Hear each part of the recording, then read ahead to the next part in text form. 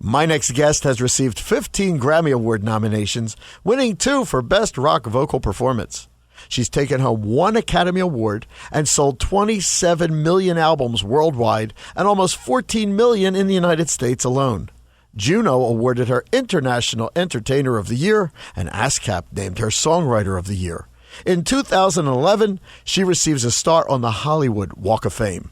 Please welcome Melissa Etheridge. Hi, Melissa. Wow. That was some introduction. Thank you. So where did you grow up? I grew up in Leavenworth, Kansas, right in the middle of America. And where did your interest in music begin? Well, I was born in 1961, so I grew up in the 60s with a transistor radio and listening to the one AM station, WHB, that played everything. And that music was just awesome, from the Beatles to Marvin Gaye to Led Zeppelin to Tammy Wynette to Tommy James and the Shondells, just everything. And I loved it.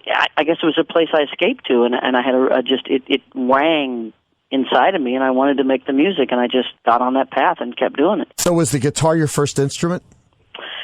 I think my first instrument was the clarinet. Oh, come on. Yeah. I played that in school, and then I started playing the guitar.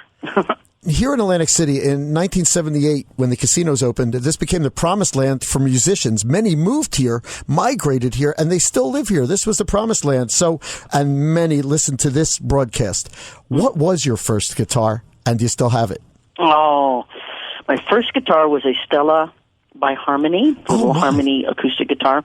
And no, back then I would trade in my guitars for like the next one up. I traded the Harmony guitar for Alvarez, and I traded the Alvarez for a Guild, and then I traded the Guild for an Ovation, and then that Ovation got stolen. But after that, I have all the guitars that I've ever had after that. Who influenced you? I know it was the people you listened to on those stations, but is there any specific people that you said, wow? Oh, yeah. Bruce Springsteen, Bette Midler, Paul Simon, even like Barbra Streisand. I was inspired by awesome singers, and I was inspired by songwriters. And I wanted to be both.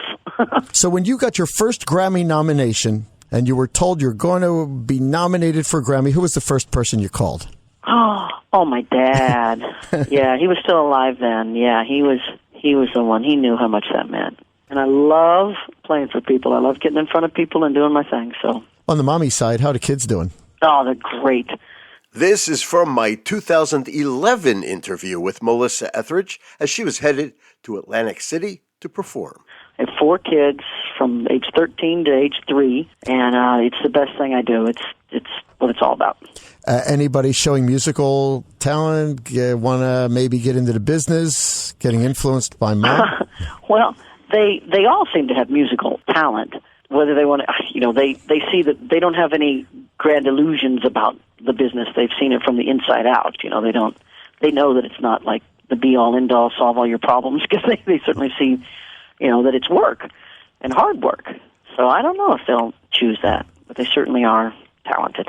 We're talking to Melissa Etheridge. The website, melissaetheridge.com. Is there any venue that you've worked where you still pinch yourself and say, wow, that was just one amazing night? Places like Madison Square Garden.